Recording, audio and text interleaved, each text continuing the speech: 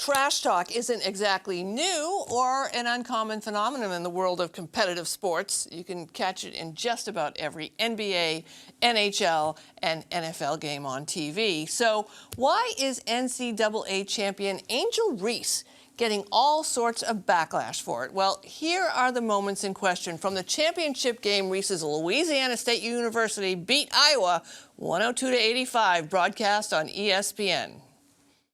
Angel Reese knows a ring is coming. And for those who don't know, Reese's next gesture is the classic WWE star John Cena's famous "You Can't See Me" move, aimed at Iowa's star point guard Caitlin Clark, who's been doing it in other games throughout the tournament. But Clark's gestures have gotten a very different response than Reese's, which critics, talking heads, armchair analysts, they called her out after the game, saying she was classless, tasteless, pathetic, and an effing idiot.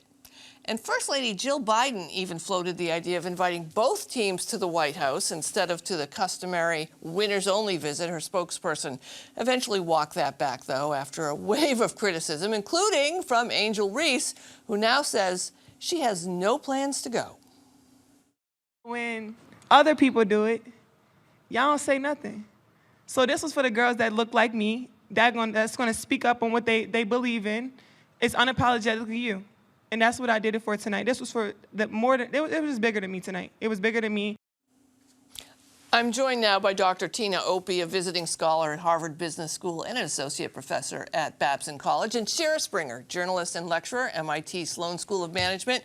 Welcome to both of you. Dr. Opie, let's start with you. I got a lot to say about this. I know all of you do too. What's your reaction to all this? What was the difference between the two players? I'm trying to put my finger on what the difference might be. Oh my goodness, what could it be? Let's just say I could relate to this because this behavior, whether it be that, whether it be expressing anger in the workplace, when people like me, Black women, do that, it has a very different response from people in the workplace or on the court or in society writ large. Oftentimes, let's just call it the white women. White women and Black women can express the same thing. And oh my goodness, people who I think weren't even necessarily commenting on sports before, clearly weren't even aware of the NCAA women's basketball game. They had to dip their toe in this. They had to say something. And they were clearly uninformed, and they were being racist and sexist. Let's just call it what it was. Tina, I got to tell you, on my Facebook page, I just posted, what's the difference?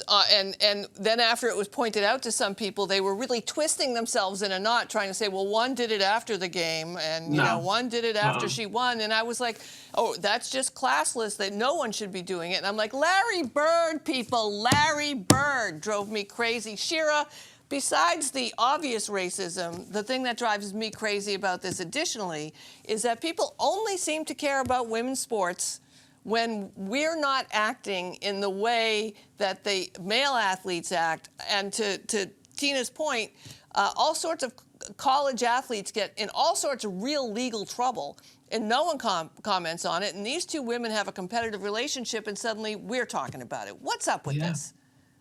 Yeah, I mean, not only that, Sue, that they're talking about it. And if two male players had done this, if this had gone on between two male players, this would not be the topic of conversation days after it happened. So, and that I think is, you're really getting at part of the frustration with the conversation here, which is this was a record-setting tournament in terms of ratings and attendance. There were 9.9 million viewers for the women's final. I think it peaked at something like 12.6 million viewers. That's the stuff we should be talking about. That's the progress we should be talking about with women's sports. And instead, we're talking about women athletes behaving as all athletes do, right? Talking trash, getting in each other's faces. They are competitive, and they should be competitive, and they should be able to show it however they want. But somehow that always derails the conversation. Like you said, if they're not behaving the way we expect them to behave, or perhaps better said, how culture has traditionally expected them to change. But that culture and women's sports in general is changing, and our perceptions and expectations have to change along with it. Tina, you want to jump in?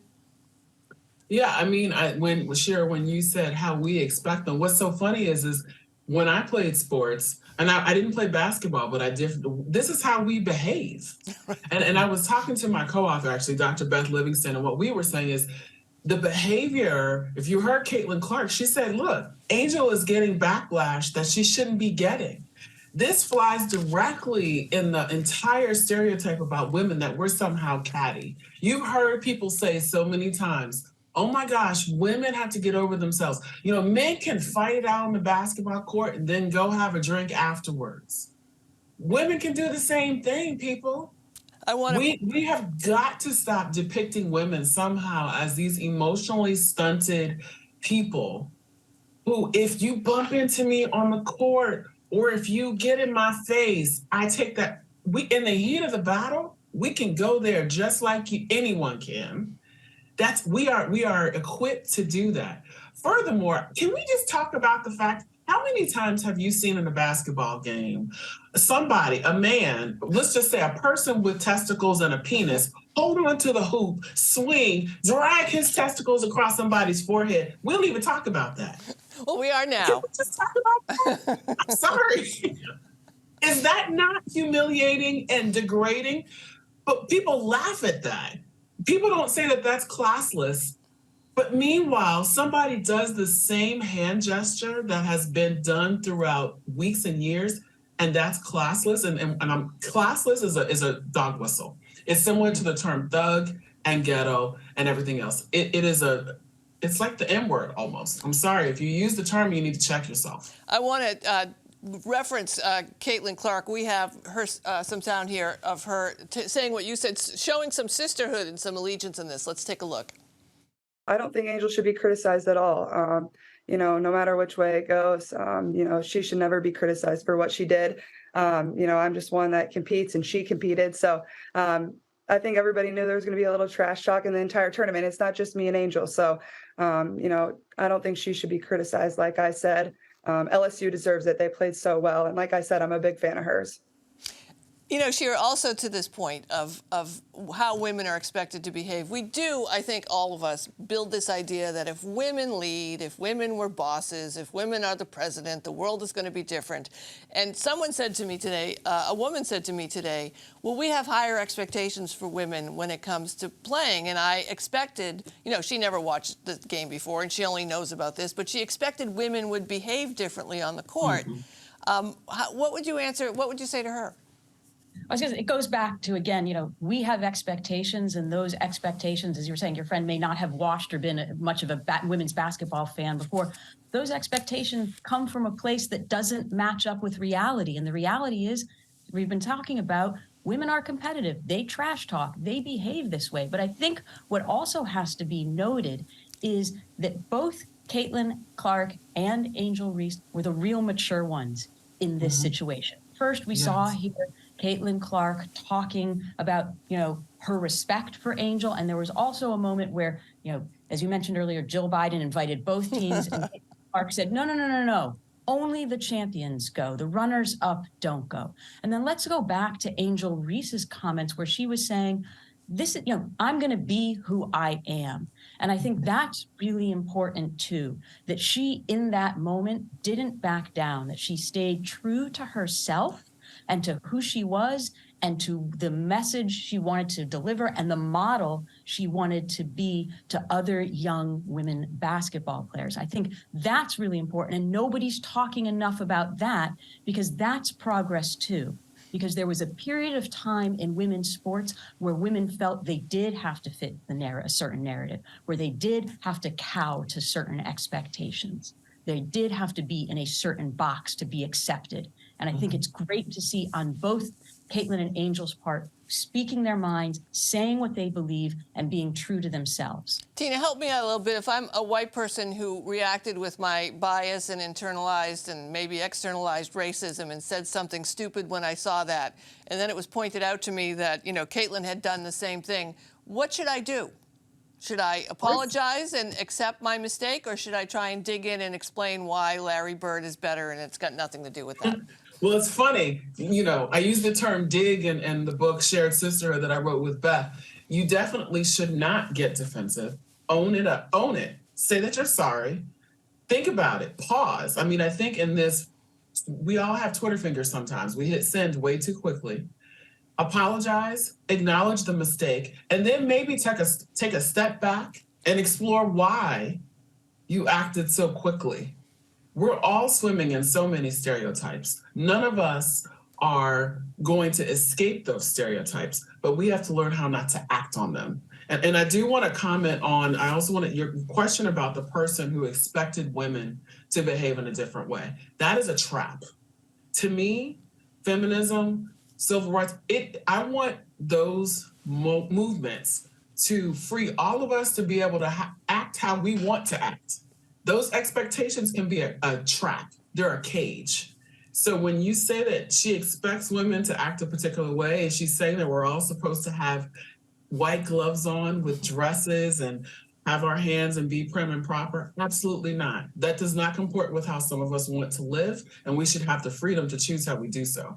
Hey, Sherry, I want to throw a curveball at you before we wrap up. I've been saying for years that as soon as men could bet on women's sports easily, that women's sports would be elevated, and now here in Massachusetts, they can. Am I going to be right, or am I going to be wrong, or nothing's going to change?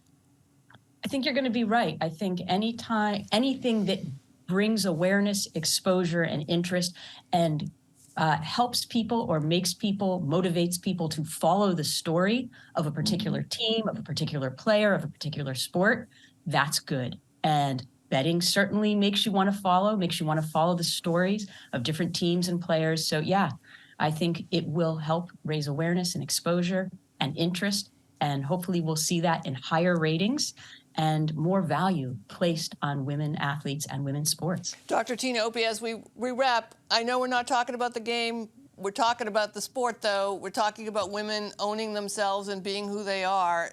At the end of the day, is this going to end up moving us forward? I hope so. I hope that it has shown us that we can have disagreements, make mistakes, but together learn how to move beyond that and have honest and hopefully authentic conversations about it. Because we have to do that. Okay, I'm doing this now because I have to end, okay? All right, you guys. Dr. Tina Opie, Shira Springer, thanks. I'll see you on the court, okay? Thank you.